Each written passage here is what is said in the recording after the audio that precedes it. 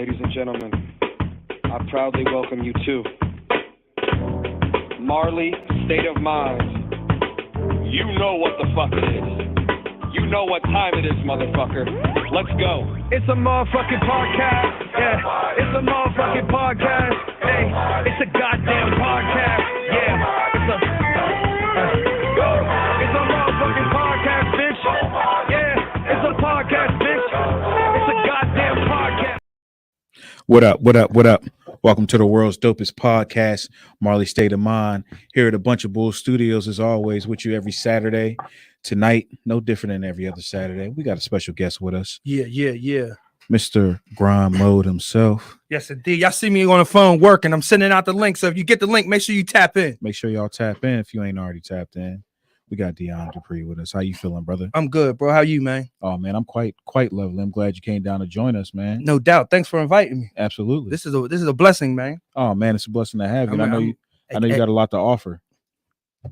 I worked. That's all I can say, bro. Right. I work, but I really appreciate you guys like recognizing that. You know what I mean, and reaching out and setting us up, man. This is super dope. Hell yeah. And what I like to do is, I like to take people through a walk through the journey of the artist or the individual that I bring down. And I also like to say how I came to meet this individual, or how I came across or came to find the individual that I have on it. And you, I was doing on my own journey in business and doing some music, and I was working on a project, and we have a mutual friend. Mm-hmm. Her vision. Yeah. One time for Joanna, man. And she threw your name out there and said, this is somebody that you absolutely have to work with. You have to know, because he's doing so much. You got to see what this grind mode is about. And then from there, I just seen what grind mode was about, and you never stopped, always pushing. What up, OG? One time for OG Twan. Indeed. Yes, indeed. Yes, Thank you indeed. for New to the tuning in. family, man. We putting together some plays for that guy. Oh, indeed. Hey, what up then? But yeah, so and I seen the motion that you had and all the artists you were working with.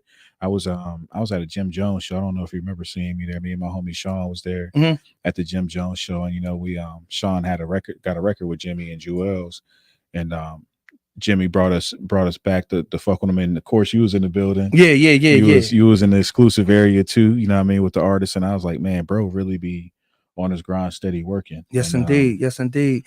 So I had to have you. Had to have you down here to tell us a little bit about what you do. And I know you do the music management. You got the station and so many more things. So tell the people a little bit about what you got going on, bro. Man, it ain't a little bit, bro. Which it was a little bit, but tell them a little bit about it. But it's definitely in a nutshell. I basically was blessed to be able to build an infrastructure and like a hub for independent artists. You know what I mean? Like when I got started in the business, I started out managing DJs. Okay. And I'm the president of Nick Nice Productions. I don't know if you know DJ Nick Nice. Yes, but, absolutely. You know what I'm saying? That's the bro. You know what I mean? That's family. That's my brother. And so he appointed me as the president of his production company. So I started out kind of just like handling all of his contracts and bookings and all the DJs that was under his umbrella. Okay. And that kind of opened up the door for me to start, getting notoriety from the record labels and the booking agents and the management companies and things of that nature, which led me to my brother Domingo, who opened up the mainstream industry to me. Nice. You know what I'm saying? Hell yeah. And so as a result of that relationship, and again, Joanna, you mentioned Her Vision Media. Yes. She was there from the start. You know what I mean? She was there from day one because she was what up, managing Blue Cash? Thanks for joining us. Yes, indeed. She was managing an artist named Joey Fats at the time. Oh yeah, for sure. And his cousins had a group called Grimy Click, and so they needed, representation. And so at the time, I was just on the DJs. You know what I mean? So she had connected with us just to be able to get a DJ for Joey. Okay. And so, they started asking like, yo, can you manage us? So I talked to Nick, and Nick was like, I'm not managing nobody. I'm not doing that. I dealt with this back in the 80s, 90s. I'm done with it, bro. It's a headache. If you want to do it, you got it. I'll support you, give you everything you need, whatever the case may be. Right. And I was like, all right, cool. Well, if I'm going to do this, then I got to be legit. I got to be on point. You know what I'm saying? And so I started the company, Grind Mode Management LLC, initially as a management company. But based off of me doing good businesses and establishing relationships with, other people and things of that nature, right, it just opened up the doors for everything else to kind of evolve. Absolutely. And nothing that I did for me. You know what I mean? It was always in service of someone else. It was always out of like realizing, you know, when we got to work, we run into a hiccup, we run into a roadblock, we run into, you know, somebody being in the way. And I was just like, man, he's in the way, niggas gotta go. So we just kind of like, you know, opportunity open, like for distribution, for instance, you know, there was people, you know, out here like, and this is about like 10 years ago. You know what I mean? They didn't have all the DIY distribution services that they have. It wasn't now. as easily accessible as it was. Yeah. But the people who was in position had so much bullshit in them. Right. And my partner Domingo was just like, yo, you want to start a label? Here, start a label. You know what I mean? You work on artists, go ahead and start a label. So he plugged me into N-Grooves, and we was able to get the distribution deal with N-Grooves. And you know, I'm thinking in my head, like, all right, so I understand how record labels work, right? And I understand like the contracts and the agreements that's in place with record labels. And a lot of times they extort and exploit the artist. 100%. You know what I'm saying? And so me being the type of individual that understood like the passion that went into the creating the art and like these folks' dreams, I didn't want to be that. So I'm like, damn, y'all gave this to the wrong person, because I'm gonna open up the door to everybody. You want to flip it on top of his head. Yeah, man. Yeah. So I kind of revolutionized the process of distribution prior to these DIY companies like TuneCore and CD Baby and all them popping up. Right. You know what I'm saying? So we had a major distribution platform, but I was providing that service to indie artists, you know, without the yellow tape, without the BS. You know what I'm saying? It was just like, come on, let's get into it.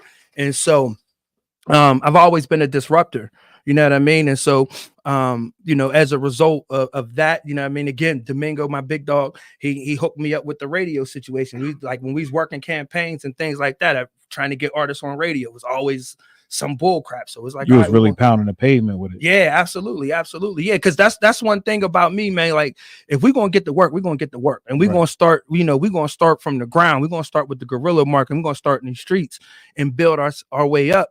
And I had some excellent mentors, you know what I mean, to be able to school me on like how shit really works. Yeah. You know what I mean? It's just the people that's in the way that made that journey challenging.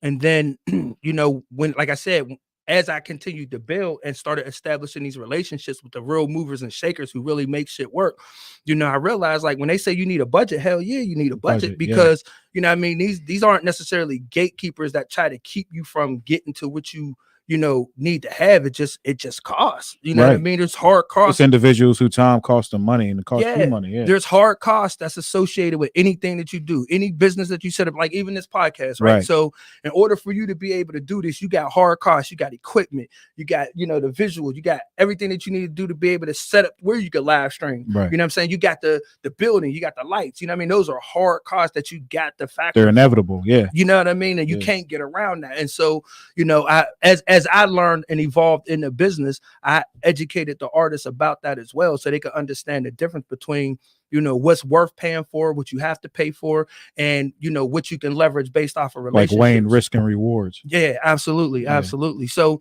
you know, and then that evolved into me being able to get a television network. You know what I'm saying? Just out networking. Yeah, that's crazy. That's a wild thing, man. Yeah, congratulations, man. Bro. Yeah, thank you. So what ended up happening is, you know, again, developing these relationships. I had some partners down in Atlanta at the time, and they were telling me about this new television distribution company that was coming. And I flew down to Atlanta, met up with them, you know, went to the seminars, and, you know, I initially invested in their platform and then realized, like, you know, things weren't like what they were selling. It wasn't what it was. Right. And so me and one of my brothers, Sim, one time for Floodgates Entertainment, man, my man Sim over at Imperial Music Group, we kind of peaked the BS early. Yeah. And so, you know, we already had some relationships based off of, you know, pushing artists. You know, he pushing artists out of Atlanta, I'm pushing artists out of Pittsburgh. So we doing like cross promotion type stuff. Yeah. And so we both was in the same space trying to get this television network, you know, jumped off. And you know, we both seen it. And so we connected even tighter, you know, through there. And we were able to, you know, both, you know, start our own thing. So I started Your Vision Television Network, and he started Imperial Television, Imperial Music Group, and Imperial Television.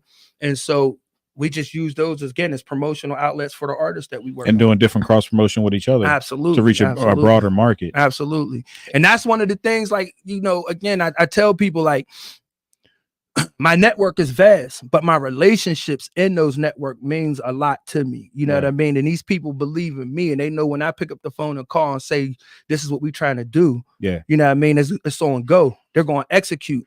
I think that's an important fact too, because you said it off camera about your word being important and how important it is. I think that's something that a lot of people take for granted, is how important it is, and especially in a time now where words are so cheap. You know what I mean? People just say anything for the sake of saying things, and I try to be careful not to do that. Right? If I say I'm gonna do something, I want to make sure I'm gonna be in a position to be able to do it. And even if that time comes and I don't feel like doing it, I want to be a man of my word, because people will remember that. Right. And that's what you're saying. These relationships that you're making, it's important that you're a man of your word, because these people, their time's valuable to them. That's right. And if you're sitting there BSing with them and telling them like, yeah, I'll be there on Tuesday at 3 o'clock, Tuesday at 3 o'clock roll around, and you hit them up, hey, you hit them up at 2:30. Hey man, I don't think I can make it. That might mess up a whole play for something in the future. Exactly. And again, these are people who built infrastructure. These are people who took money from their household, their family, you know what I mean, to be able to invest in whatever outlet they're providing. You know what I mean? Like I said, these hard costs, matter. 100%. And once you get to that place, you got to be able to, appreciate what they're bringing to the table. And when the artists, like especially up here in the Pittsburgh, man, it's like one of the things that I've noticed is like a lot of people try to use finesse as business, and finesse is only going to get you but so far. But when you're dealing with a straight, business-minded individual who understands exactly what it is, you really can't play no games with them. All you could do is play yourself. You know what I mean? And a lot of people, that's what they ultimately do. One time for my man sent on a check-in, Imperial Music Group, like I said, man, these relationships are serious, man. Absolutely.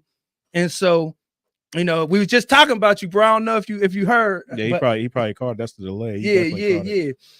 So up here, a lot of people try to finesse the game, and you might be able to get away with it with some people, but like I said, with me, I know the real one's gonna see through it. Yeah, I see through it 100 miles, coming, and it's like, all right, so what are you going to do? You know what I mean? That's why I could walk in any community, in any city, in any state, because I treat people with respect, and I demand respect. And for those individuals who tried to finesse and tried to play and all this stuff here, they can't be mad at nobody but themselves. You know what I mean? Yeah. You're not going to hear. They played themselves at the end of the day. Pretty much. That's like, Jay-Z said in a song, and I hold this dear, man. I hold this dear because he said, you put yourself in the air, I just kick away the chair. Yeah. You know what I'm saying? And ultimately that's what happens. People go kill themselves.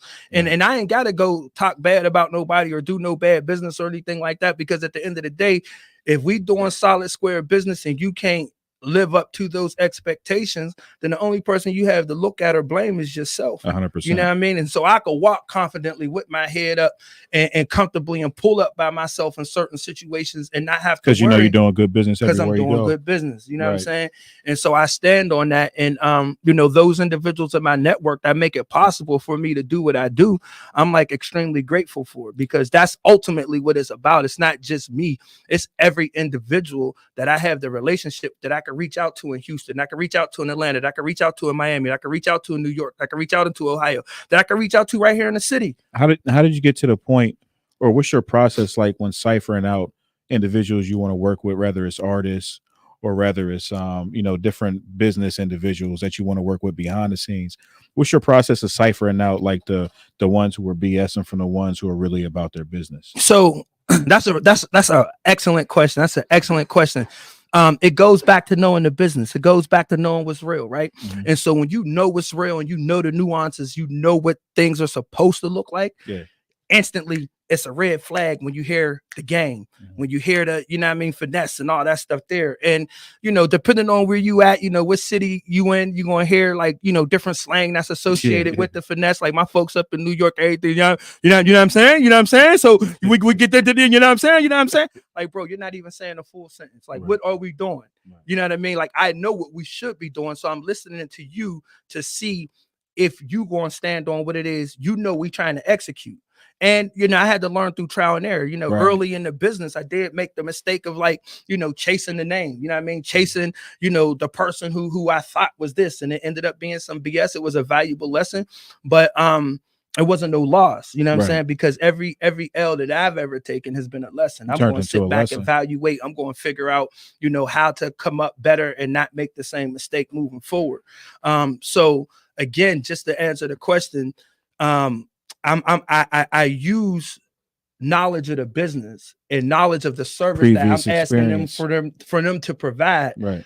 On whether or not I know that they're going to be able to do it. And so, you know, I'm real big on energy, right? I'm real big on just being connected to the universe. So you get what you put out. Yeah. So if I'm giving vibes that are positive and I'm coming from a pure place, not saying in every case, but you're going to be able to wing out the BSers and connect with those who got that like-minded energy. You know what I mean? That like-minded, I call it synergy. You know what I mean? It's the synergy. That's and 100% so true. The people that's in my network, you know what I mean? We're connected in that space because we all know and value, you know, certain aspects, you know, value elements of humanity, value people's money, value people's times, you know what I mean? Value trust, you know what I mean? And value honesty. Like we have some of those core values, you know, that exist because, you know, when you get to be cool with somebody, right?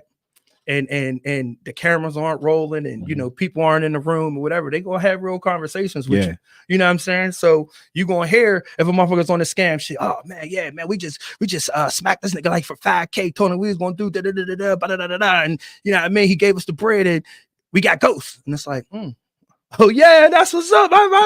Paying attention is an important part. It's a very important part. Right. It's a very important part. And it's like, all right, so I know damn well not to bring you no money moves, right? Because you want to finesse shit. You know, and I think, and that's something valuable in what you just said there. I think people make a misconception or a thought that, oh, they're just doing that to them. They ain't gonna do that to me. But a lot of times, if they're willing to do it to someone else, best believe they'll do it to you. Listen, man, a tiger has stripes for a reason. A zebra has stripes for a reason. Yeah. You know what I mean? People are who they are. Yeah, you know what I'm saying? And if you give a person an opportunity to take advantage of you, they're going to take advantage of you if they're if that's what they are. Opportunists, you know what I mean? If that's the characteristic and what exists within their heart, as long as you give them that opportunity, they're going to do it. You know what I mean? So you can't expect a person with snake-like qualities not to bite you just because you think you're cool with them. One of the things that I always said, like, people ask me, like, how do I deal with the volume of people that I deal with? And it's because I understand human nature. So I'm going to get to understand you by listening to you, you know what I mean, and observing you. And once I understand who you are, I'm not going to have expectations of you being anything different than who you are.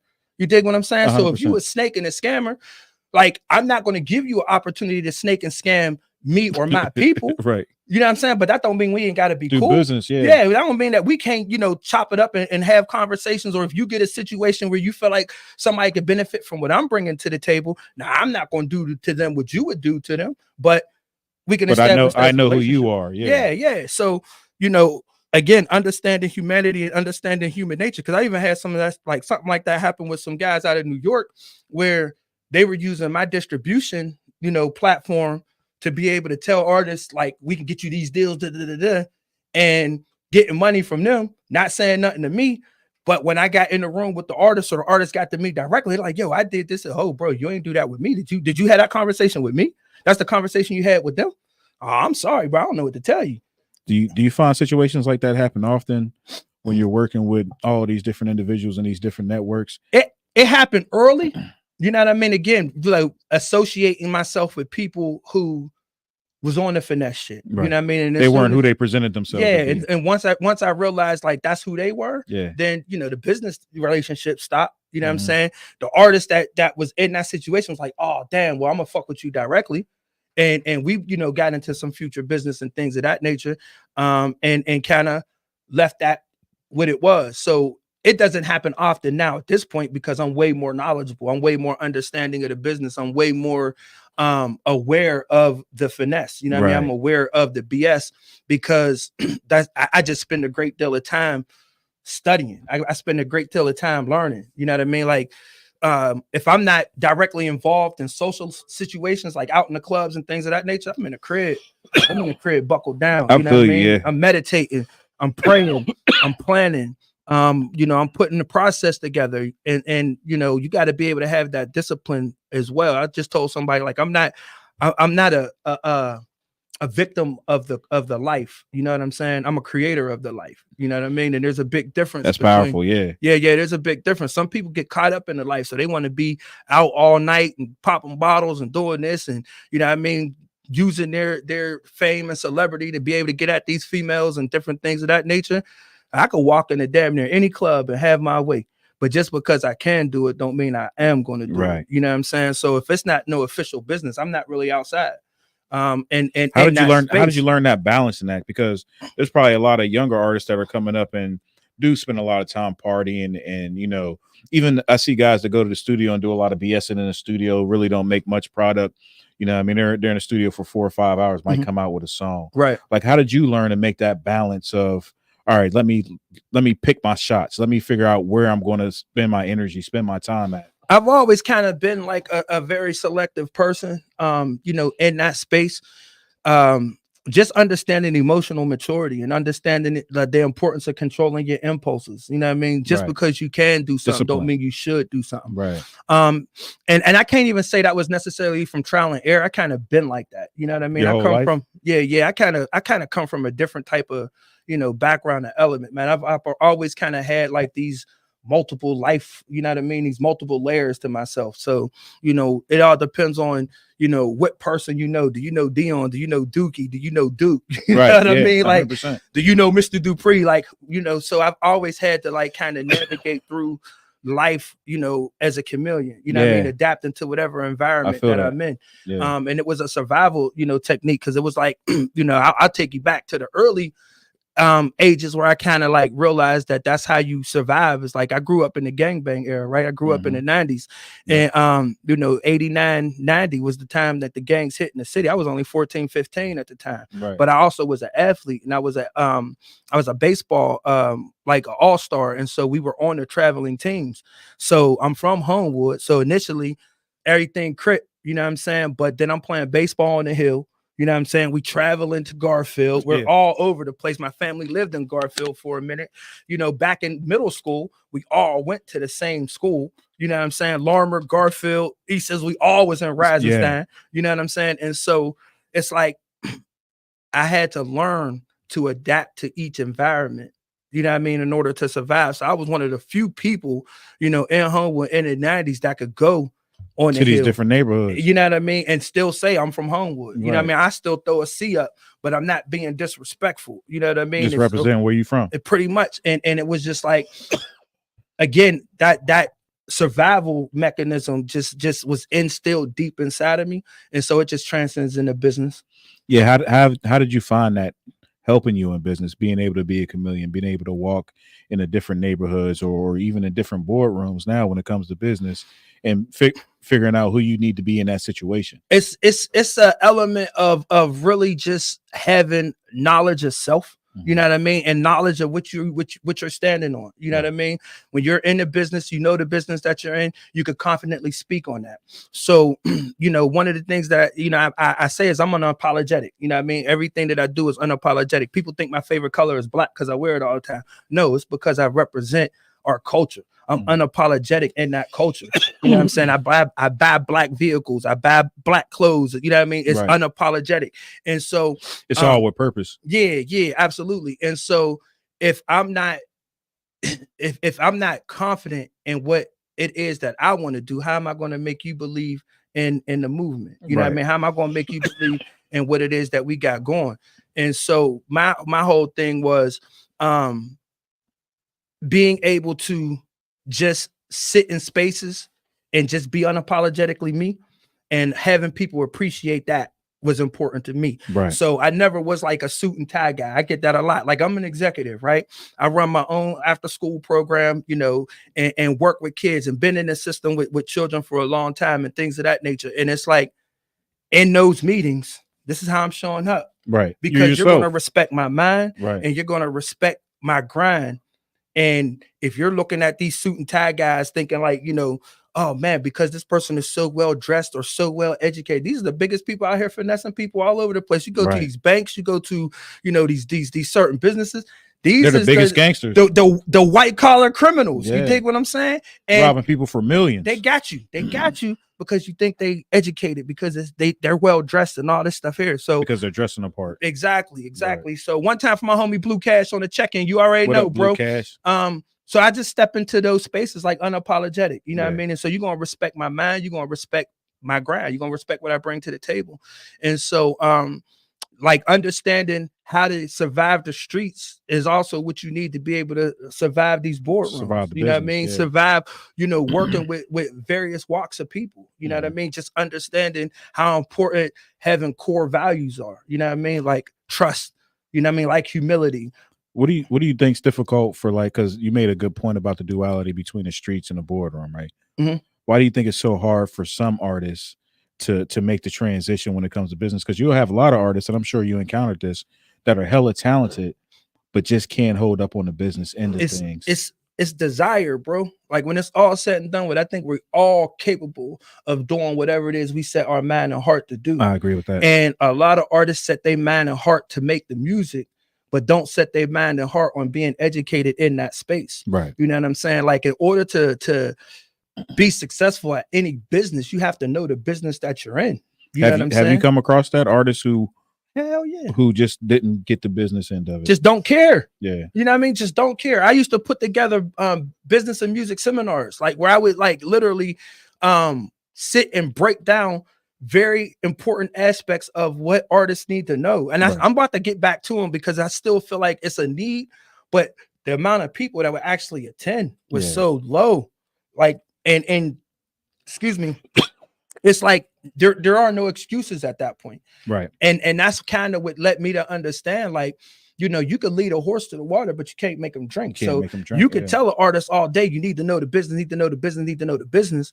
But unless they're willing to take that seriously, it's not going to happen. And unfortunately, there's just a lot that only care about going in the studio, smoking a weed, having a look, getting a little video up on YouTube, and then everything from there is finesse. Oh man, I want to get this up. I want to run this up, but I won't put no money into it. Oh yeah, I want to do this and I want to do that. I want to perform, but I'm not paying to perform. They need to pay me, like, and all this stuff here. And that's a whole, another element. Let's get into that. I like that.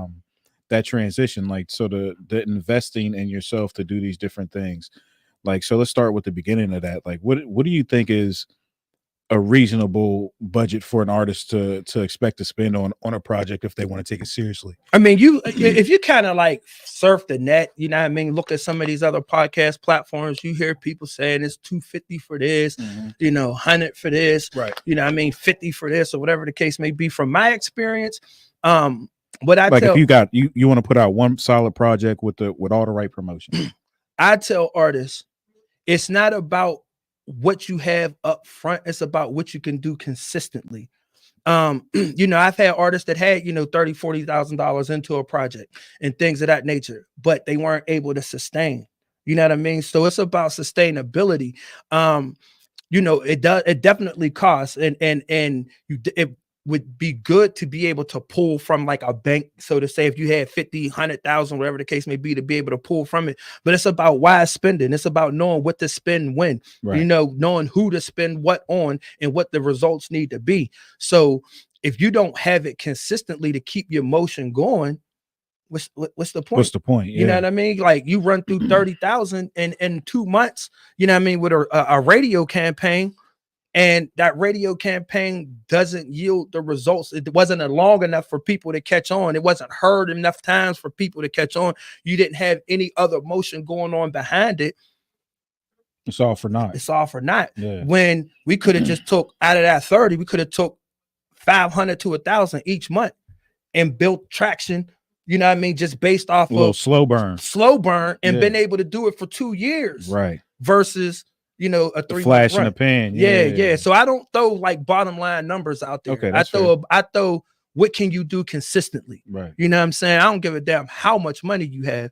I give a damn about how consistent can you go. You know what I mean? So if I'm putting these plays together, one time in Atlanta is not going to break you in Atlanta. Right. You dig what I'm saying? So we have to be able to consistently go and back and back and back. You know what I'm saying? And that's one thing I could give my dog NFM Drama out of Kentucky credit for, because he has the motion. Yeah. He had the consistency for 3.5 years, and we still rolling.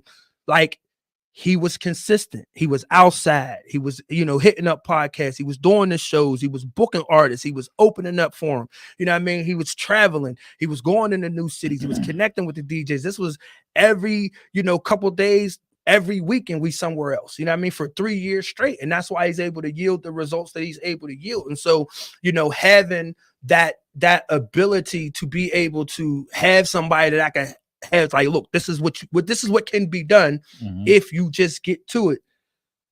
It's like,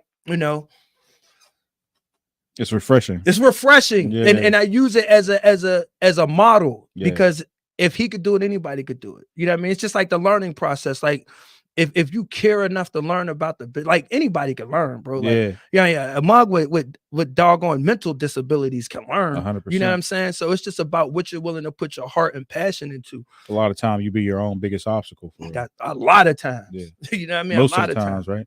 One time for Lola on the check-in. I see you. All pressure.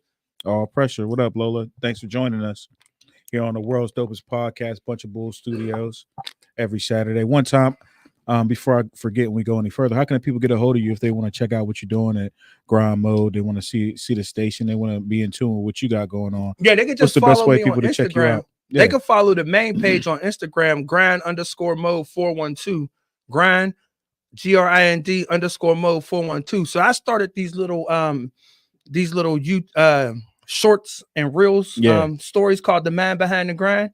I've been seeing those. Yeah, they're like little short minute clips just explaining, what it is that I do, why I do what I do. So it's like that's honestly what made me think, like, damn, why ain't I get Dion on here? Because I know you had so much to offer and you was dropping some of them jewels on the shorts. I was like, yeah, let me reach out to bro. Yeah, sure. Yeah, and that's ultimately what it's about. I reached out to people and people sent in a bunch of questions and stuff like that. So every Wednesday and Friday I drop a new episode. So that's 2 a week, and I'm answering questions that people have about. How can they check that out? That's on Instagram. It's on Instagram. Grind_mode 412. Absolutely. It's on my TikTok page, grind_mode 412. Yeah. It's on Grind Mode Music Worldwide's YouTube channel, and things like that. But everything kind of runs through the Grind Mode 412 page. You know what I mean? Because I have like 5 other pages for the radio station, Grind Mode Radio Live, for the Your Vision Television Network, for the TV network, business solutions for what I do for businesses and things of that nature. But everything kind of runs through grind_mode 412. Absolutely. Make sure y'all tune into that. Now, on the flip side of that, we talked about what artists can do with a budget. Now, say you're a younger artist, you know what I mean? You might be 15, 16, you don't have no job or what up, Perp?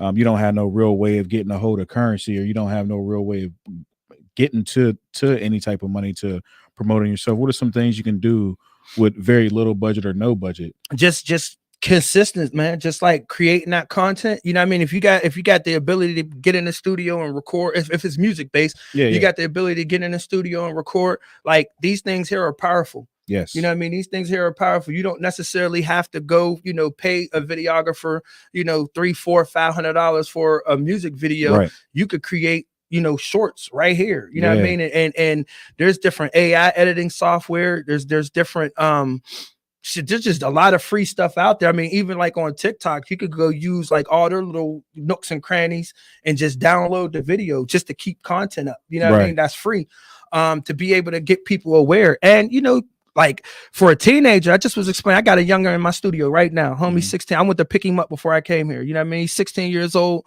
He's hungry. And I let him sit in the studio as long as his dad say he can come. You know what I'm saying? Yeah. And what I told him was, like, at that age, you're connected to the most influential audience in the world. 100%. You know what I mean? Which is the teens. You know what I'm saying? Yeah. So if you can convince them to believe in you, you got lifelong fans. Right. You know what I'm saying? You got lifelong fans. So I said, yo, let's really get to it. Get down here, get the work, finish these records. And I'm gonna put you on a bigger stage, but at the same time, when you in school, get them cats to follow you on IG. Give them content to check out. Record yourself in the studio. Make these little shorts. Give them something to tap into. Content is king. Content is king. Yeah. You know what I mean? So if you don't have a budget to pay you know, somebody else to create it. As long as you got this right here, you can create it yourself. It just takes discipline. It just takes a little bit of time.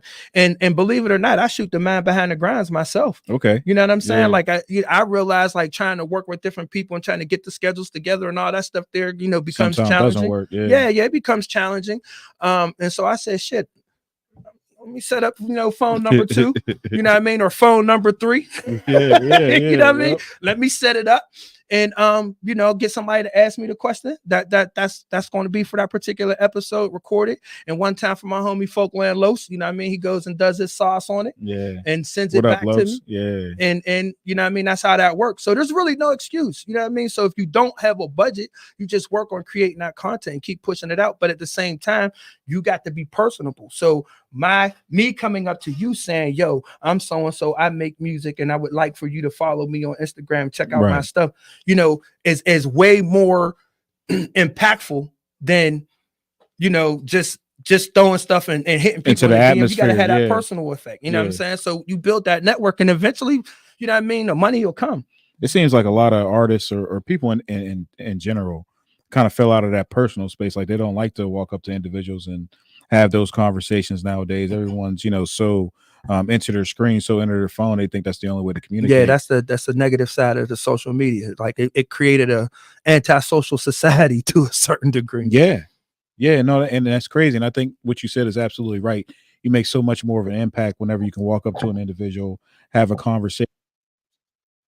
They get a glimpse into your soul. They get a glimpse into who you are. You know what I mean? Right. And I think that's important whenever you're building a true fan base, whether you're an artist or whether you're individual who's pushing merch. You know what I mean? You want to build that relationship with people where they know you and they feel like they're really invested into your success. Big facts. Invested into your success. And again, that's the importance of being outside. That's the importance of connecting with people because, and even like platforms like this, like we mentioned that, like being able to provide artists or business owners or entrepreneurs that opportunity to be able to come pop their shit about what they got going is so important because, you know, again, it gives people an opportunity to connect with you. That connection is what everything is about. People, you know, artists have to realize, recording artists have to realize that music is it's about the on it. What's it called? I'm drawing a blank on it. It's the spiritual connection with it. Not just spiritual. It's emotional. It's the emotional connection to it. You know what I mean? It's the emotional connection. And so when people have an opportunity to connect with an artist based off of their story, based off of their content and things of that, we become a fan because of the way they make us feel. Right. You know what I'm saying? 100%. The song brings out certain emotions within us. You know what I mean? So if we got, you know, our favorite artist that made a heartbreak record and we going through a heartbreak, that's who we're going to listen to. No, that's strong. You know what I'm saying? If our favorite artist is talking about getting some money and it motivates us, that's who we're going to listen to. You know what I'm saying? So I try to encourage artists, like, be very intentional on who you're making your music for, because it's that emotional connection that people, you know, gravitate to. And platforms like this being able to give people an opportunity to speak on that is huge. You know what I'm saying? And so, and the flip side to that again is walking up to people, you know what I mean? Having people in that space. I see my man Primo just checked in one time for Primo Small Circle. The one thing about this guy that I want to speak on is he's like the epitome of that. You know what I'm saying? So he got his brand. He'll bring up his posters and his retractable banners and things of that nature. And he'll walk up to people and be like, yo, come take a picture with me in front of his stuff and then follow me. You know what I mean? So he understands the importance of the personal side. And this mugger go travel to a whole nother city and go tap in with some cats just on some. I'm just trying to build. You know what I mean? And I hear you mention that a lot with artists that you work with, and even yourself, about the importance of moving around, right, and not just staying in your area. I think a lot of people are afraid to leave. I don't want to say a lot of people are afraid. Let me rephrase that. I think there are individuals who are afraid to leave their area or their comfort zone, and they miss out on a lot of opportunities that way. How important is it for artists, especially artists, to move around and get out of their comfort zone, their area, their neighborhood? How important is that? It's a global market, man. You know what I'm saying? It's a global market. While the internet connects us all, you know what I mean? Like, a lot of people will challenge that. Like, you don't have to leave. You could just put it on social media, whatever the case may be. Right. But again, it's way more impactful when you are in front of the people, in that market. And so I personally believe when people in your hometown see you taking your career serious enough to be able to spend a week in Atlanta, spend a week in Kentucky, spend a couple days in Miami, spend a couple days in Ohio, out in LA, they're going to say, oh, shoot, maybe I should pay attention, to what they're doing. It's so funny because this is kind of like taking me to my next man behind the grind, where I talk about our culture. Our culture is so like mind screwed because we don't value the talent in the art. We value validity. We value somebody else stamping somebody. Yes, 100%. You know what I'm saying? And or value like the imagery behind it, the money, the cars, the women. Oh, man, you know what I mean? All that stuff there, but the talent is there. You know what I mean? And so a lot of people will chump people off. Because they don't have that validity yet, but the talent and the passion and the music is just as great.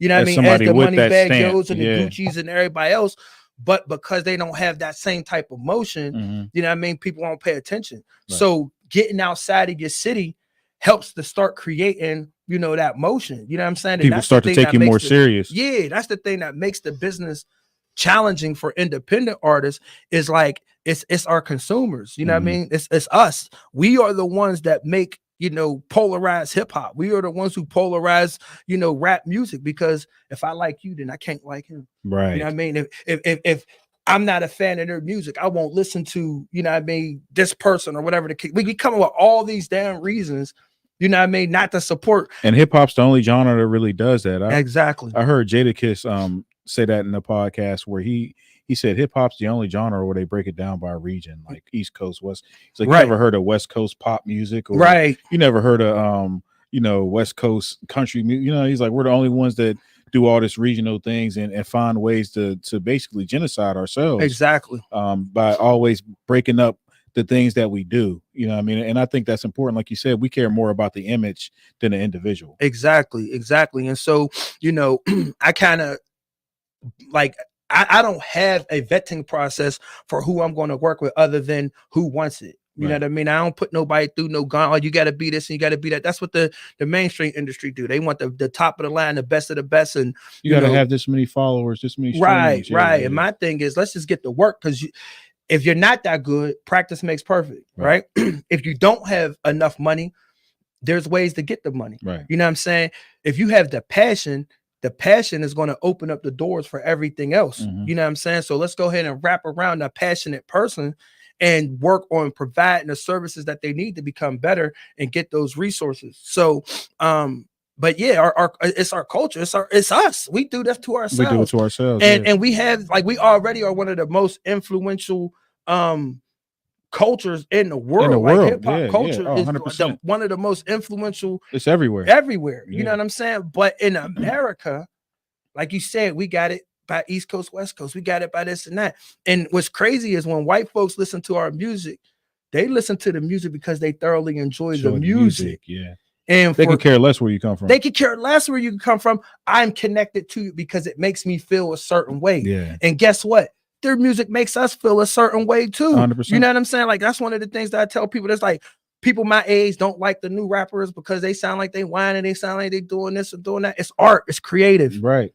I respect the art. I respect the process. I respect the fact that they're doing something different outside the box. Right. But then you got old heads that don't like the young bucks. You got young bucks that don't respect the old heads. You know what I mean?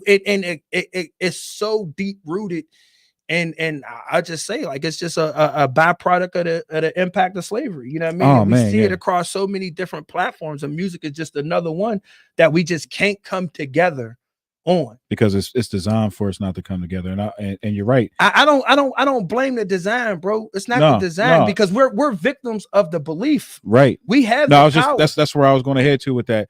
And to your point of slavery, like, one of my pet peeves is where people be like, oh, light skin this or dark skin that. Like, right. Bro, like, what is you talking about? Like, you know what I mean? Like, that's the craziest sound of stuff to me. And like you said, that's a direct impact of slavery, because they had house niggas and they had field niggas, and depending on your shade of color is where you fall into that. And we're still stuck in that mind state.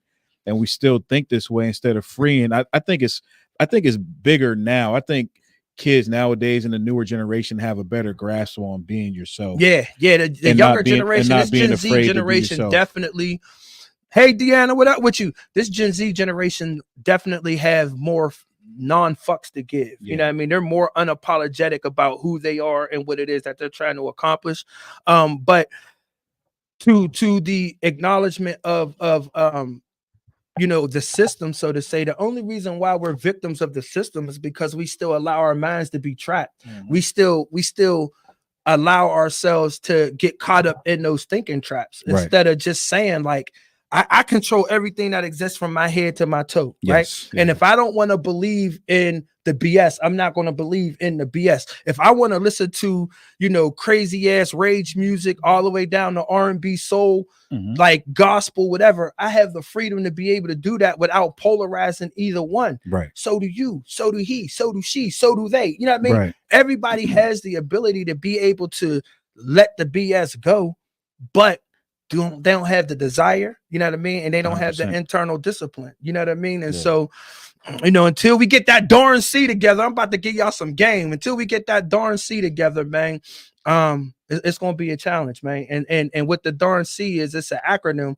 for the instruments of change, man. So in order for you to be willing to be able to change, you have to have the desire to change. You have to have the ability to change. You have to have the reason to need to change. You have to have the need to change, and you have to be committed, you know what I mean, to the change. And unfortunately, in that process of darn C, a lot of people don't have the everybody has the ability.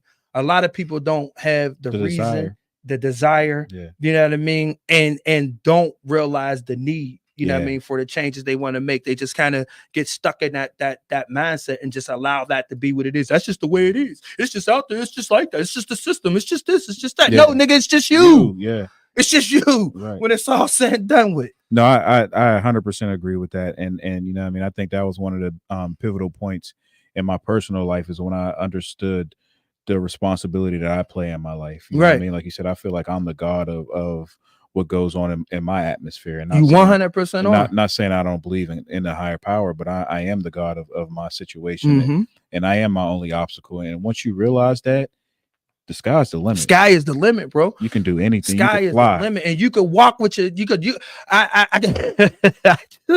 my son, man. He like my son's just turned 17, man. But this little dude is like, I love it. But you drop your nuts. You know what I mean? When you have the confidence and knowledge and knowing what it is that you need to do, you could be confident in just letting your nuts hang and letting it be what it is. You know what I'm saying? And standing on it and saying, all right, you're absolutely right. I control and govern everything that happens within me. Shit, I just had this conversation last night about the 90-10, man. The 90-10 rule. 90% of the things that happen to you, you're not in control of, but the 10% is what you respond, how you react to it, right? Your response to it. But that response also determines 90% of your outcome. Right. You know what I'm saying? And so once you realize and you have complete sovereignty over your body, you have complete control over who you are and what you want to represent and what you want to put out into the world, you become unapologetic. You know what I mean? You become in a space to be able to, you know, achieve the goals and be prepared for the roadblocks. You know what I'm saying? Thank you for saying that, because that's one of the things I want. One time for Pinky on the check-in from New Orleans. Hey, I appreciate you, Pinky. Thanks for joining us. That's one thing that I did want to ask you about, because my guest last week mentioned something about it, and I'm sure it holds true for you too. How important is it for you to set goals for yourself in business? I mean, goal setting in business is extremely important. This is probably like one of my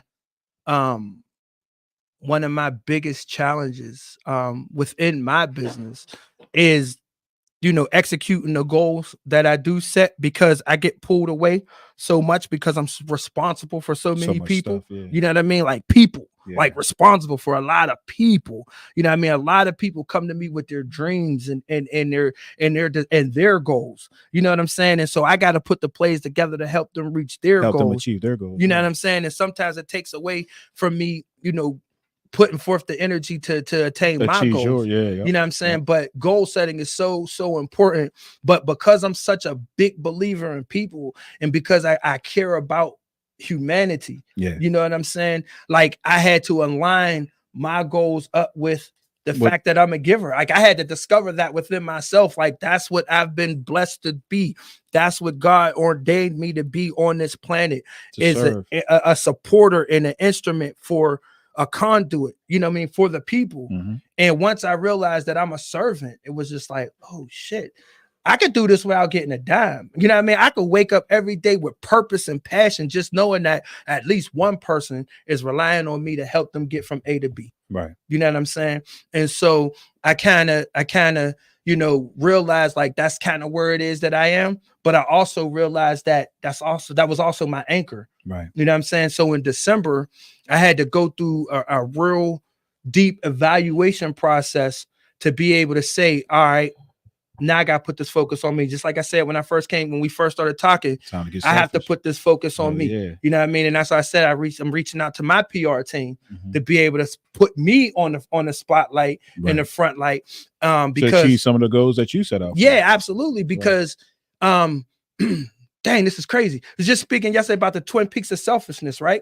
And so in the twin peaks of selfishness, there's two areas in life that you have to be completely selfish in. That's the acquisition of knowledge, and that's the acquisition of financial stability, right? So in that, I like that. One more time. That the two peaks of selfishness, yes. right? So in the acquisition of knowledge, you got to be able to buckle down. So, you know, when you look at being in high school, college, you know, job training, things of that nature, you got to be able to focus, to be able to accomplish those benchmarks, to be able to get the knowledge that you need to succeed in what it is that you want to succeed in, right? I like that, yeah. And then the financial side, you got to be 100% deliberate and focused on being able to acquire the finances that you need to be able to take care of yourself, to clothe yourself, to feed yourself, to take care of the people who are you're responsible for, and all of that stuff there. And it takes that buckle down, you know, time.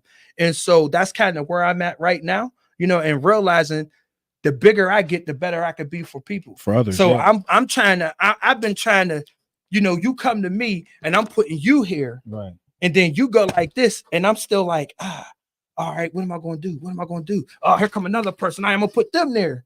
Now I got to put me there and realize if I put me there, then I can bring all of them up. You're making a stronger foundation for everyone. Yeah. So that's kind of where I'm at with it right and through here. And that's what it's going to be. You know what I mean? That's why I said I'm still applying pressure. You know what I mean? And for 2024, but that pressure is going to look a little different because you're going to see a lot more of me. No, I love that. And I definitely wanted to ask you about the goal setting and how important it is. And I know you work with artists and their goals, and, you know, you're working with different individuals and trying to help them reach their goals. So I definitely wanted to ask you about the importance of goal setting, because one of the things I always hope to do with this platform is educate those who are watching, you know, and make it hopefully it's of benefit to them, as well as to give them insight to who my guests are, you know, and at the same time. And you're the right individual to do both of those things in unison. But I do want to go back to the limitations of self, because that's something powerful. And I think that's something that a lot of individuals, especially you speak about culture, you know, that's one of the things that I think hurts our culture the most, is the limitations that we place on ourselves, because there are a lot of things societal that we see that are shown to us that make us think that we have to take this path or that path, and we limit ourselves. Like, you know, a lot of dudes from the hood, or a lot of kids growing up from the hood, think sports and entertainment is the only way out. Right. You know what I mean? And there's so many paths you can take to make you successful. Like me and my homies were talking the other day. We were like, man, I wish we would have known about trucking growing up, like how much money it is to be made off of trucking and things like that. Like we might have, you know, chose a whole different path. Right. You know what I mean? But just things like that. Like we're so limited. We think there's only one way out, but there's so many paths to get to where you want to be. Yeah, man. And it's crazy that you mentioned that, because one of my sayings, and I put this on my youngins, you know what I mean? You're only limited by the limitations you set on yourself. Once you tell yourself I can, I won't, that's it. It's a wrap. Right. You know what I mean? So, and it's like that for us as a whole, you know what I mean? Like we set the limits that we can achieve. Yes, there is a resource, easily accessible resource deficiency or deficit, but that doesn't mean that the information isn't out there. Like, again, the power of this, you can ask this phone any question and you could get the basic answers and Right. finding, dig deeper. You know what I'm saying? Not everything is going to be truthful. So you got to do deeper dives and things of that nature. Right. But as long as Google exists and Safari exists where you can ask Siri and ask Google and all this stuff here, any question that you have and be able to get at least a baseline, answer where you could start searching more. There's no excuses, bro. There's no not at all. excuses. We just live in an information age, if there ever was one. Yeah, and we're just so like impacted by trauma and impacted by just past generational deficiencies that we try to apply to now, which it's just not reality. It's just It just does not exist. For me to be able to acquire the dollars that I've acquired in music business, based off of my network, my research, I ain't go to college for this shit. Right. You know what I mean? I didn't learn this stuff, in a classroom. Right. I learned because it's what I had a desire and passion to learn about. You know what I mean? And I'm not a super dude, you know what I mean? I'm no different, and I'm not possessed with any other different, mechanisms skills than anybody else. Right, you know what I'm saying? I don't read on a, 35th grade level. You know what I'm saying? I'm not a, mathematical genius. I don't understand the science and the knowledge gods and the earths and all that. Right. You know what I mean? I ain't a 7-degree black belt in science and smarts and all that stuff there. Like, at the end of the day, I'm just a regular person who dared to be different, who dared to step outside the box, who dared to say, nah, I don't believe the bullshit. I'm going to discover for myself. And so I believe like that's the key. And so you mentioning like, understand it, like you put the limits on you that happen to your life.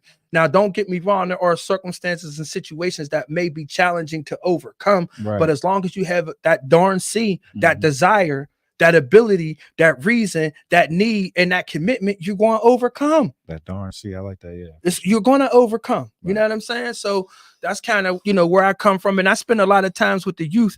Like I said, I run an after school program as well. And I'm in the schools during the day. And when we get into it, that's what I try to inspire the youngins to believe. You know what I mean? Like, listen, if this is what it is that you want to do, make it happen. And I do expose them to, information, because we have community partnerships with a lot of different partners and things of that nature. And they come in and run groups about programs and jobs that's available and, things of that nature. Like, you don't have to graduate from high school and go to college, you know what I mean, to be successful. Here's jobs that you could get at 18 years old. And make a decent living off of. Like, my son, he's 22 years old, he's still in college, but this dude's making like 60 bands a year at 22. Yeah, that's lovely. You know what I'm saying? Like, that's lovely. Without the degree. Hell yeah. You know what I'm saying? So at the end of the day, it's like, you just gotta, like you said, you gotta expose them to it, but also you gotta let them know, like, the information is out there. You know what I'm saying? Chase your dreams. Like, we were told to be dream killers as kids. You know what I'm saying? Like, how dare you dream? You just survive. You know what I mean? No, you dream and survive. God damn it. I think it's important. Another thing that you just got done saying was you dare to be different. In a society, like I said, I think it's a little bit easier for kids now to be individuals, but when we were coming up, or prior generations, it was frowned upon to be different. Yeah. But the people that are different are the ones that make history. You know what I mean? Like, if the Wright brothers never said, hey, we're gonna fly, and they probably look crazy as hell to the people on the ground, seeing these dudes trying to get up in the air. They're like, what the hell are they doing? But they weren't afraid to be different. They weren't afraid to look crazy. And now look at us. No doubt. And it's I mean, we hitting on so many things, bro. I love this. But one of the things that I inform the artists is that, you're not going to get too many people that's going to be willing to build the bandwagon with you. But when they see that bandwagon rolling, they're going to hop in it. You know what I mean? So don't look at, support on the ground level to be like your driver. You have to be that driver. So mentioning the Wright brothers, when they was out looking crazy, you know what I mean? People probably rode past them that could have lended a hand, that didn't lend a hand, that as soon as flight transportation became a thing, their family was on them planes. You know what I'm saying? Like, what up, Los? You know what I'm saying? Like, so what's up, Los? It's a grind mode thing, baby. You already know. So in that process, like, you have to be a revolutionary. You know what I'm saying? You have to be deliberate and being able to step outside of what they tell you can and can't do. You know what I'm saying? Like, and so my desire because for all intent purposes, if I would have listened to everybody when I got started, none of this shit would be what it is, bro. And I'm not even at the pinnacle of where I'm going to be. Right. You know what I'm saying? I'm still growing. I'm Still still in climbing. the process of building the bandwagon myself. Right. You know what I'm saying? And I'm thankful for those who did come and offer some contribution. And I'm even more thankful for those who stuck around. Mhm. You know what I'm saying? But we still building. But if I listened to those who said, no, this can't be done. Now, I heard you mention earlier. I heard you mention earlier that you had mentors as you were coming up. Mhm. How important was it to have those mentors for people who out there that might be looking to do some of the things you're doing or artists you see? How important is it to have those mentors? For me, it's everything. Yeah. You know what I'm saying? Like knowledge is everything. Because you're a mentor now to a lot of the youth now. Yeah, absolutely, Yeah. absolutely.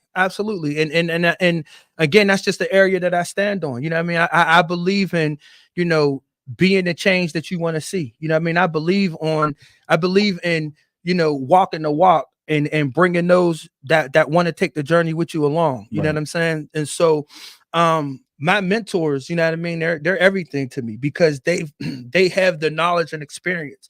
And if anybody who has the knowledge and experience is willing to share that with you, you're a damn fool if you don't take advantage of it. Absolutely. You know what I'm saying? And that's in any venture that you decide to get into. If you in the automotive industry, athletic business, you know, the whole, no matter what industry you in, if a person is willing to share some information to help you be better or help you understand that, you better take hold of them. Take whatever you know get. what I mean? Because a lot of people believe the game is to be sold, not told. Right. You know what I'm saying? And when you find individuals who's willing to share, to give it away and give it away, yeah, you stay under their wing. You know what I'm saying? And so my mentors have been everything to me. One time for my partner E-Bell, Exclusive Entertainment on the check-in from Atlanta. Appreciate you tapping in, my brother. What up, E-Bell? Thank you for joining us. Exclusive Booking Agency. My bad. Not Exclusive Entertainment. Exclusive Booking Agency. That's my booking partner right there, man.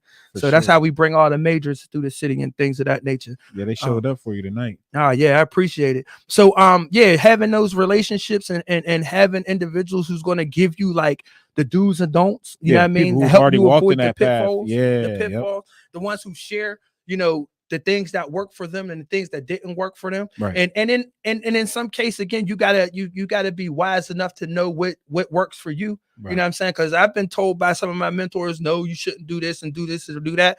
And you know, I tried it and it worked. Right. And they was like, oh damn. Well, when I tried that in the 80s or 90s, it didn't work. Well, we in the 2000s, baby. So, like it ain't that no more. Right. So and again, you know, that two-way level of relationship, you know, that two-way level of communication, because I'm a little younger than my mentors, you know what I mean? I'm able to put them up on some things that they might not have that been they wasn't, with. you know, aware of. And then they're able to put me up on so many like historical things, you know what I mean? That helps me to navigate the situation. So I'm able to be an effective leader because I'm an effective follower. Right. You know what I'm saying? And one time you have to be an effective follower in order to lead. Absolutely. Because that's a part of leading. Sometimes you might need to know when to follow. Exactly. You might be in a jungle somewhere leading the expedition and get it off in the part of the jungle you ain't familiar with. Mm-hmm. So yeah, now it's time to follow the person that is familiar. And one of them Aborigines pop out like, right. Yeah. And you like, you know what? Speak that. We're gonna head this way because right. This mug been here for X amount of years, and I dropped the map a little while ago. Right. You know what I'm saying? So yeah, you absolutely right. You gotta know you know, how to be an effective. And when I say effective follower, you got to be able to know what makes sense. You know what I mean? And again, that knowledge of the industry, that knowledge of what it is that you are attempting to do is vital. Because again, you hear the nuances that needs to apply versus the bull crap that somebody tries to apply to you. Right. So in being an effective follower, you got to know who's leading you follow on the journey that you need to be on, right? Who's helping guide that, who's helping instruct that, so that those who are coming up behind you aren't impacted, you know what I mean, negatively from your leadership. Right. You know what I'm saying? And so, you know, I'm thankful to be blessed, man. I'm very thankful and humble. And that's why I tell people like that humility is my biggest thing. I walk into a room and the first thing I'm gonna do is sit back and observe. I'm not gonna tell nobody who I am. I ain't gonna, you know, come in. You know, if you low stupid. Then you know what their aboriginals is going to say. They don't speak, baby. Not our language. God darn it. One time for that's Los, a funny man. nigga, man. Make sure y'all fuck with Los. Yeah, man. But yeah, so no, you're absolutely right about learning how to follow and learning how to lead and learning from your leaders. Now, if I'm an individual looking for a mentor, how did you come across your mentors? Like, how do you find a mentor or solid, strong mentor? Man, listen, it was just a blessing, man. It was like right place, right time type yeah, things? like just it was like or like being ordained. Like, you know what I mean? When I decided to get into the music thing, it came from Nick Nice. You know what I mean? I was an artist, I was a rapper when I was a teenager and young adult. And so Nick ended up putting me on a mixtape, you know, years ago. And you know, we went into the studio and I, you know, did this little freestyle, wasn't the best or whatever the case may be. And I was working with this company. And we put out this little compilation album, and I had like the jam on there. My family was loving it and all this stuff here. So I thought I was gonna be a rapper. And then I, you know, met my ex-wife, and you know, she, oh, pow, you're gonna be this. Yeah. And I spent years being that. And you know what I mean? And it was just like, yeah. Now, I've always had like a big personality. I've always, you know, I was I say this in the most like humblest way. I've always been a winner. I was on championship teams. You know what I mean? I've always worked well with people. I was a captain. I was a leader of people early in life. Like when I was, you know, in the streets, like people looked to me, what we gonna do, dude? All right, this is what we gonna do. You know what I mean? And it was, I've always been in that position. And so when Nick ended up coming and working for the job that we were working together, you know, he was having trouble with managing his schedule and doing things of that nature. And he's seen how effective I was at leading people and communicating. He was like, yo, you know, I'm gonna bring you on as the president of my production company. I'm like, what am I gonna do? You're like, oh, man, all you gotta do is this, this, and this, and this. And as a result of, again, fostering those relationships, when things become interpersonal and you're a listener, you're going to hear the game because they're going to share their experiences. Right. You know what I mean? And so he shared his experiences. He told me the do's and don'ts. He gave me, like, you know, the importance of being, you know, having certain attributes when dealing with people on the entertainment and business side.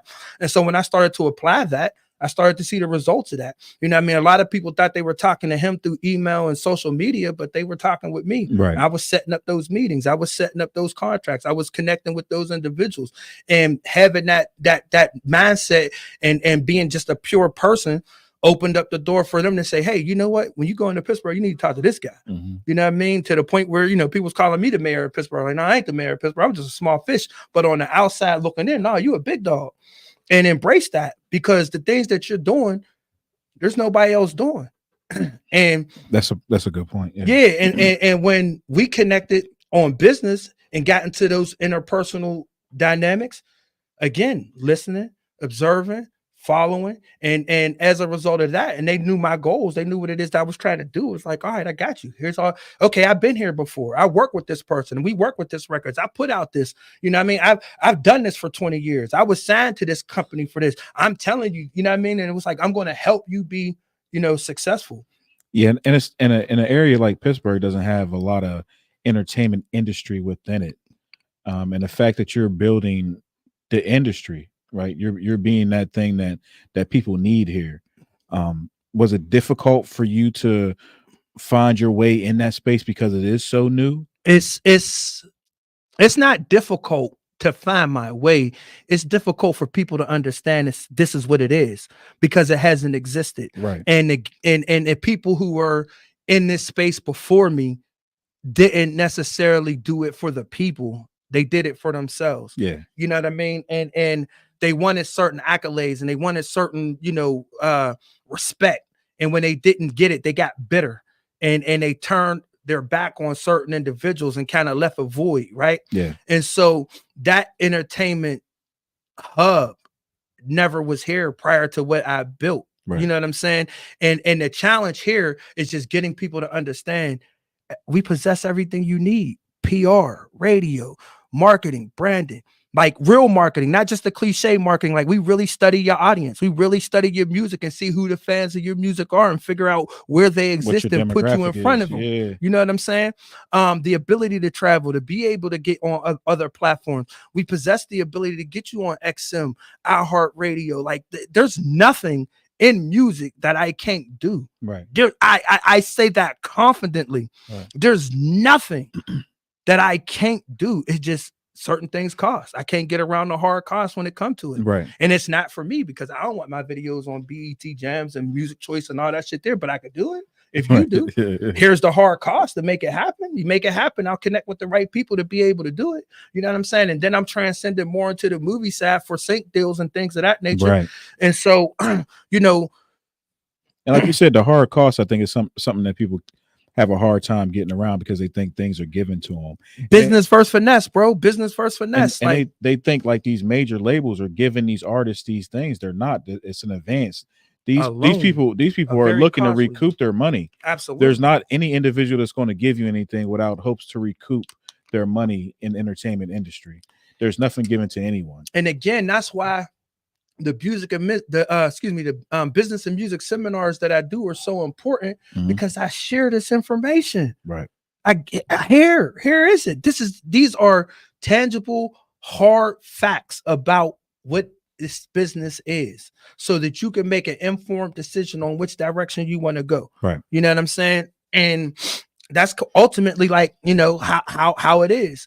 And so when I get into, you know, certain spaces, I'm going to have like those real conversations, you know what I mean? Because I can't have it no other way. Right. You know what I'm saying? And, you know, getting back to what you were saying about just building the infrastructure, you know, a lot of people told me if I was in Atlanta or if I was in New York and other cities doing this, I'd be like a millionaire 10 times over and this. But I realized the void is here. Right. You know what I'm saying? I have elements of my business set up in those cities and things of that nature. Yeah, and I could go tap in. Why am I go to Florida and sell oranges when everybody else got goddamn oranges? Yeah, I mean, but they ain't selling the oranges I got, bro. Right. So yeah, you do hop into like a more competitive market in that regard. But the one thing that I always say, like, I can survive in any space because it's me. Right. You know what I'm saying? And a lot of times when people get around me, you know what I mean, they get to spend time with me, they get to know who I am. They become appreciative of what I bring to the table. And so they're more open to doing business and more open to getting to it. You know what I'm saying? But I don't want to see Pittsburgh continue to have that void. And so, like, when it's all said and done with, the only reason why I believe more people don't take advantage of the services that I provide is because they don't know. Right. It's not because they're not good services. It's just because they don't know. And people sit back and make evaluations from a distance. You know what I'm saying? And you know, people from a bird's eye can't tell, you know, who's who. Right. When you're, you know, trying to evaluate from a distance. So I always invite people in to kind of get their feet wet and get a taste of what this shit really is. But when it's all said and done with, I don't want to take the infrastructure away from the city because they need it. Because it's needed. Yeah. It's absolutely needed. Yeah. You know, I could get it. I absolutely do get it in other cities. You know what I mean? However, here it's just like, come on, folks, let's wake up. But I know my contribution to that is I don't advertise enough here. I don't solicit. You know what I mean? I don't sell my service. I don't go out to like talent events and be like, hey, I'm grind mode. And so, you know, come sign with us. We're going to take you out of here. I'm not a record label. I ain't signing nobody. I do contract. I mean, I do agreements. I don't do contracts. Right. I don't believe in banding nobody. Right. You know what I'm saying? But if you come to us and you want these services, I'm going to agree to provide these services for you. And I'm going to get my whole team to support that and be able to execute. And so, you know, that's ultimately what it is. One time for Los on the pump fakers. There's a lot of pump fakers, brother. You know, he knows that I call it the Pittsburgh pump fake, right? And so what happens is the analogy that I use is like, you know, people come to me, I want to be able to make it happen. So it's like they're going down on a fast break. So you give them the lead, you know what I mean? Everybody's behind them. They get all the way down to the basket and they get their instead of going straight up, they just start pump faking. Next thing you know, the defense is there. Everybody done caught up, turnover. You know what I mean? They spend too much time playing games. And unfortunately, the way my business model is, it separates the real from the fake automatically. You know what I'm saying? The real is going to move. the fake is going to move out the way. Right. And again, going back to what I said earlier, that's one of the reasons why people don't have personal problems with me. They might not like how things turned out, but when they look in the mirror, they know this is the reason why it turned out the way it did. Yeah. You know what I'm saying? And so, you know, when you have a solid business structure in place, and when you have, like, again, a network of individuals who really do this, there ain't no need to scam or get over or try to get out on anybody. Right. You know what I'm saying? Like, my peace of mind is priceless. Mm-hmm. I love the fact that I could get up and feel like I could go anywhere without having to be like this. Right. You know what I'm saying? So that's just, I just carry that regardless. No, I feel you. No, that's important, man, because a lot of people can do things, and the thing is, it's like a chess game. One move can affect the future moves. Right. And people don't understand when they burning bridges, you might have to walk back across that bridge again. You might have to talk to that individual that you did some dirt to, or you might have to talk to that individual's cousin or brother or something along the line and do business with them. And they're going to be like, hey, man, dude's bad money. Right. Don't get down with him. Right. And you know what's crazy? And you don't even realize why your blessings being blocked. You're like, man, I thought this was a go. Listen, bro, I've had people actually do that who never did business with me, actually going out and telling people not to do business because they heard I was bad business, because somebody told them something or whatever the case may be with no substance. Right. You know what I'm saying? I've literally had people reach out and say, yo, I want to work with you, but my so-and-so said that I have to be careful and not to do it. Like, all right, cool. Listen to him. I'm not gonna argue with that. Right. You know what I'm saying? Go ahead, listen to him. I ain't got nothing to prove. Right. And when I found out, like, information that was shared was like false to, like, you're telling people that I burnt some people, that I go sleep on their couches when I go visit them. Like, I still have the same relationship and rapport with the people I did business with that you talking about. They said I burnt them. Right. How is that? How can you do business with someone that you did bad business with? Right. And then you going and spreading this out into the community with no facts. Oh, that's what somebody told me. Bruh. Off some hearsay. Bruh. It's all good. Keep it. Right. Keep it, because I could always show you better than I could tell you. Right. You know what I'm saying? And that's what I tell people all the time. I can always show you better than I could tell you. Yeah. I'm not going to sit here and explain, you know, myself, or even get into a feeling some type of way about it. Right. You know what I'm saying? I'm going to speak on it. You know what I mean? I'm not speaking on it from a malicious standpoint or anything like that, but I'm going to let you know that I know. Right. I know what you're doing. And for those who want to believe that that's what it is, then keep Let that them believe that. Yeah, exactly. Yeah. Now, for you worked with a lot of talent. You've seen a lot of people come through. What is the biggest separator of artists who are successful versus the ones who aren't? Drive, bro. Drive, commitment. Hey, Los cutting up, bro. Los is cutting up. Hey, man, they got it back 10 times over, bro. They got it back 10 times over. They still getting it. I subcontract with them. They've been making that money for the last 5 years. And then some.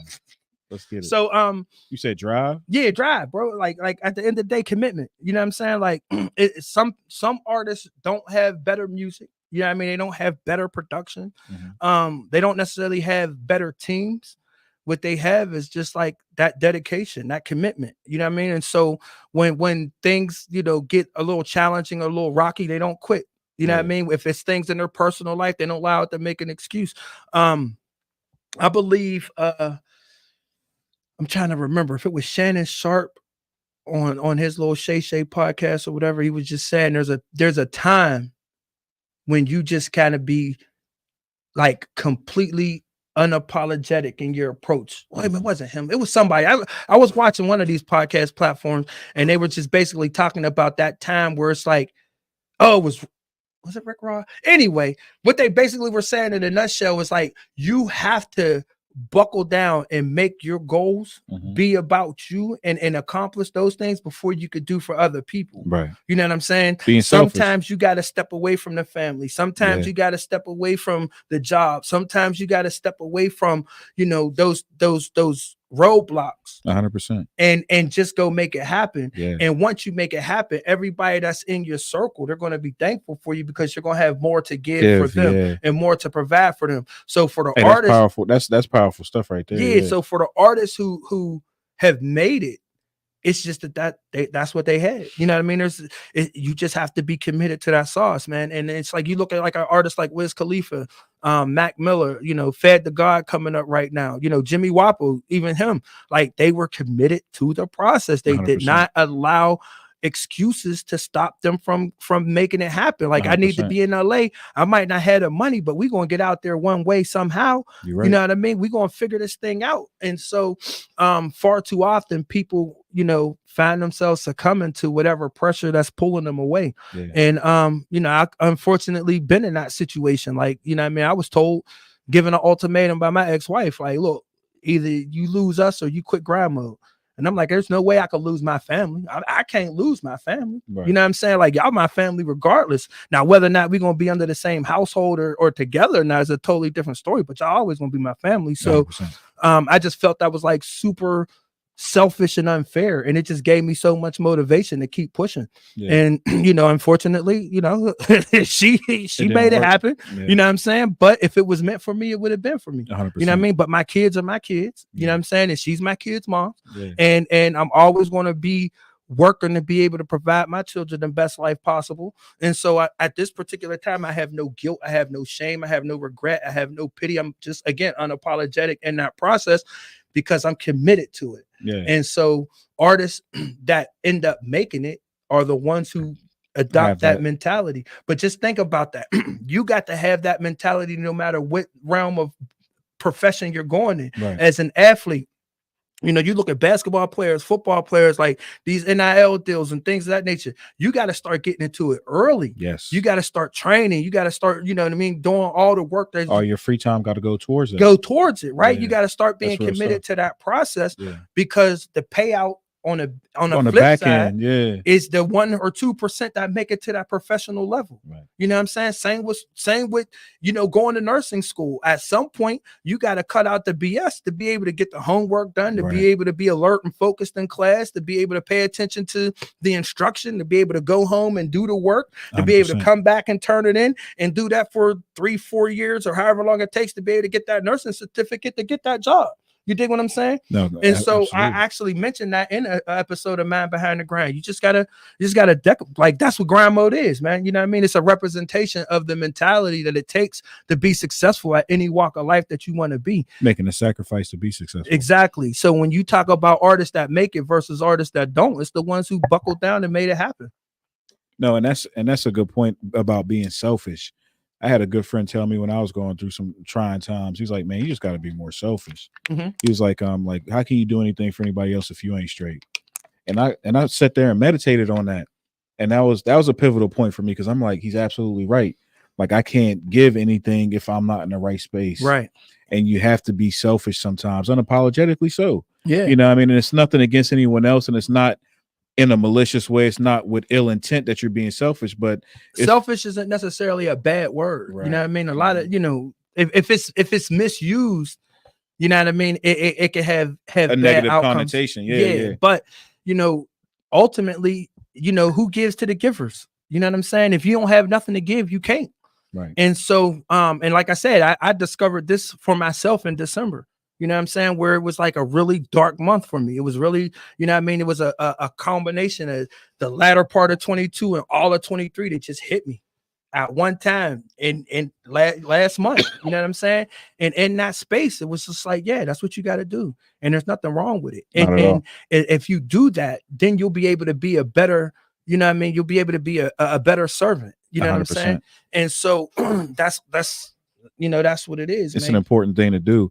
And like, you know, and like we said, you know, I want to, you know, clear up anything for anyone who may misconceive what it is to be selfish. It's not always a bad thing. Mm-hmm. Sometimes you just have to be selfish and you have to give to yourself before you can give to anyone else. That's right. And that's just what it is. And you have to have something to give. Like if your tank is empty, like your car won't go. Exactly. Like you can't go if you're empty. Right. You know what I'm saying? So you got to have those moments where you're, you know, refueling, you know what I mean, and giving. And I'm an empath, you know what I mean. Right. So Yeah.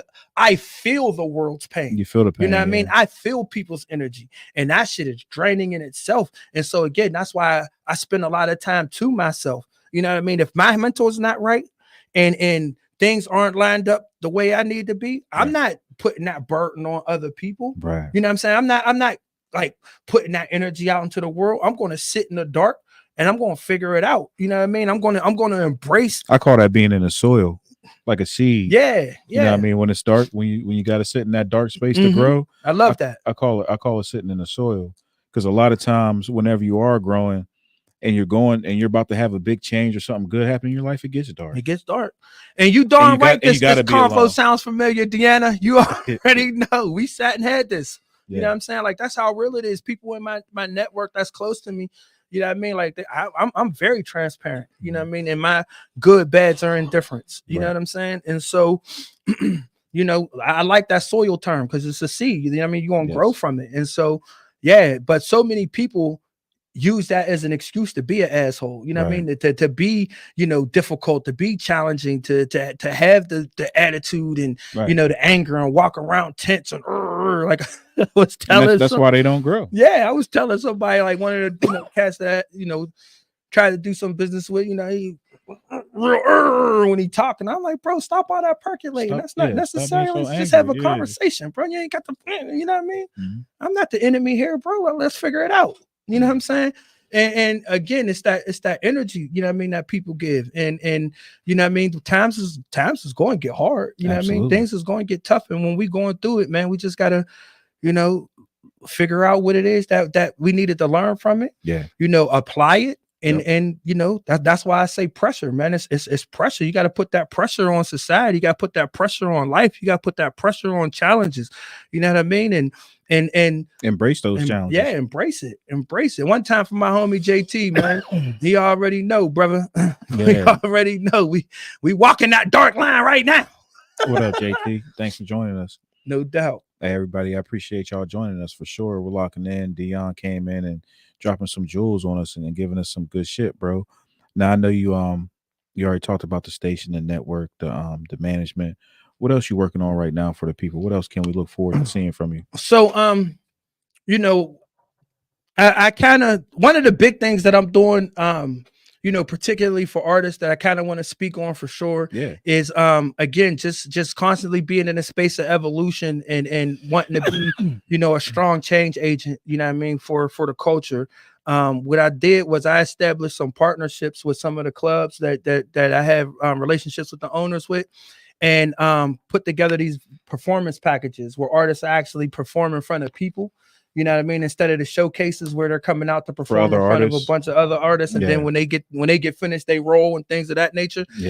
So thankfully, you know, I was able to foster those relationships, and I'm still working on a couple other cities to be able to do that too. So, you know, when an artist want to come in and have like really get their music broke, you know what I mean, they can do it in front of, you know, people who can, you know, appreciate it. You know what I mean? Fans. It's a packed building. And then we work on a strategy behind that. So, you know what I mean? You get the VIP section, you get the bottles, we're going to give you the look. If you don't got enough people coming with you, we'll bring the ladies out. You know what I mean? We're going to make it a movie and things of that nature. But while you're in that space, you better be tapping in. You better get people to follow you, because we're going to have the host shouting you out. We're going to have the DJ playing your music, whatever the case may be. And you're going to get them lit. You're going to get them lit for a night. Get them lit, bro. Actually, I'm supposed to have an artist that's coming in from Akron and come, you know, just check out the venue. And you know, he was saying he want to tap in. So if he show up, that's gonna be dope. But yeah, so that's one of the big things, the ultimate VIP package, performance package. I actually did them down in Miami. We brought an artist, matter of fact, it's JT's artist, Graffiti Roo, you know, at the top of 2022 last year. We took him down in Miami. You know what I mean? His team showed out for him, you know, did it real big. He had radio interviews. He performed later that night. We shot music videos, you know what I mean? Shout out to my man, Big D, that kind of pulled all the strings together. He popped out to like 5 or 6 different clubs on some high VIP shit. He had a nice entourage cards with him, real good look, the whole nine. And that's gonna be featured in our Life and Grind Mode on the 3rd episode of Life and Grind Mode once we get all that together. Yeah. Shout out G4, they came out and filmed it and things of that nature. My homie Drama came from Kentucky, he brought his team out, and it was just like a real dope experience. And so it's like, yeah, I'm gonna do those VIP experiences up here for artists that's from out of town and artists that's in here to be able to, because again, it's your movement, it's what you're selling. So you want people to believe in you. You got to move like you are making it, like you're serious. Like they say, dress for the job you want. Exactly. So that's one of the things that we worked on. Still got my partnerships in the clubs and things of that nature. I got some obstacles to deal with, in that regard. So I kind of like moved back a little bit in regards to being hands-on day to day, in that space. We got an event space, VSG, Q&M at VSG for our grown and sexy people. I try to do a little bit for everybody, what I mean? So we got the Q&M at VSG. We got a first Friday coming up, a soul food dinner party where they're able to get a soul food dinner, listen to some music, dance the food off, the whole nine. Since we lost the Coliseum in Homewood, that was always a great place for the cabarets, people to come out, have a blue jean cabarets, different things like that. So we're going to use the Q&M event space to be able to do that, where people can just come out, our more mature crowd, our moms and dads and, aunts and uncles come out and have a good giving time. them something to do. Yeah, exactly. So we got an event coming up with DJ Reese on February 2nd, then we're working on a Valentine's Day event with DJ Marvelous, brother Marlon from Whammo 100. He'll be DJing that event. What up, brother Marlon? Yes, indeed. That's going to be a soulful Valentine. You know what I mean? The food, drinks, party. You know what I mean? Make sure y'all tap in with that. So, we got that going. Working on a strategic partnership with a radio syndication with my partner, Mr. Network over in Seattle. He has the Dose Music Network out there, and he has the Dose television. So we're tapped in with that. Being able to get artists more exposure over on the West Coast and things of that nature. He actually had texted me and said we got to get this conference call. So we're working on doing the syndication between a couple different markets. I got my partners over at DC Company and Radio over in Ohio. We working on. We had talked about this last year about putting together a radio conference. What I mean, with all the internet and web-based radio stations and things of that nature. My man Big Hef just did a conference down in Atlanta about the importance of internet radio. For sure, and things of that nature. So we're looking to kind of bring that around this market as well. I'm just anything that just is on a high level that's entertaining and good. I've been blessed to be able to put together these events with no, fights and shootings and things of that nature. And again, I believe that's just the energy that you put out. Right. You know what I'm saying? I care more about the people than I do the dollar. Right. And so I believe that, at the end of the day, people understand that they come out, have a good time and, go home safely. And for me, that's what's the most important thing. No, 100%. 100%. It's important to provide that safe space for individuals, because we want to be looking behind their back, worried about somebody else when you come to have a good time. Absolutely. And we tapping in with the youth, man. Working with, a couple little younger artists, 15, 16 years old. My son is interested. He's 7. He just turned 17 on the 13th. So, he wants to start coming around and going in the studio and things of that nature. And it's crazy because the name of the after school program that I run is called Safe Space. Nice. And so we provide a safe space for the kids just to be able to come kick it, have a good time. I got about in between, I got like 195 on the roll, but about 80, 90 show up on a daily basis. That's a lot. And I got a tremendous staff that kind of helps with making that work and things of that nature. But we was gonna start the unapologetic. I seen you got some coverage on that as well. Huh? I seen you got some news coverage on that as well. Yep. WPXI came out and no, it's WTAE, my bad, came out and covered that. Station, we're about to put together another heavy media campaign, what I mean, just to show the overall success with that program. We're one of the most successful youth-driven programs in Allegheny County. Yeah, I couldn't help but smile when I seen it. I think I was at the gym. How they got all the TVs up there. Yeah. Like, oh, damn, look at Dion up there. Yeah. For sure. That's what's up, man. I So- love to see that. Yeah, we're gonna continue to, give to the youth, man. Continue to, guide them in a direction that they need to. And that's what, when you're talking about being a mentor, again, you take what you give, and what you can apply, you apply it. You know what I mean? It's only right. So the knowledge and the gifts that I've been blessed with, it's only right that I share it with them. Pass you know it what I down. mean? Yeah, pass it Exactly. along, yeah. So they're my fuel too, man. A lot of times, like some of y'all artists, man, y'all I be wanting to put my head in the ground like this is it. But I look at these youngins and be like, what I mean? They watching everything. Yeah. So, I can't allow that to make me fold and continue to be an inspiration to them. Yeah.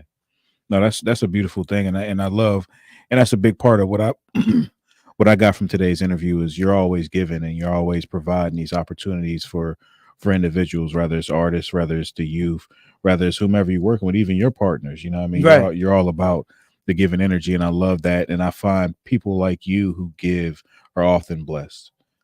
So I appreciate you joining me on this platform, man. Man, I appreciate you having me, man. And like I said, this is super dope, bro. Yeah, man. The questions was right on point. The Yes, conversation was everything, and I'm looking forward to returning the favor because hell yeah. I'm gonna let them know. Let them know. January 30th. Yes, sir. You know what I mean? Marley will be up at Grindmode Radio, man. He'll be doing his OMG on my grind live interview. You know what I mean? When he reached out to me and offered me the opportunity to come, share my story, I returned the favor.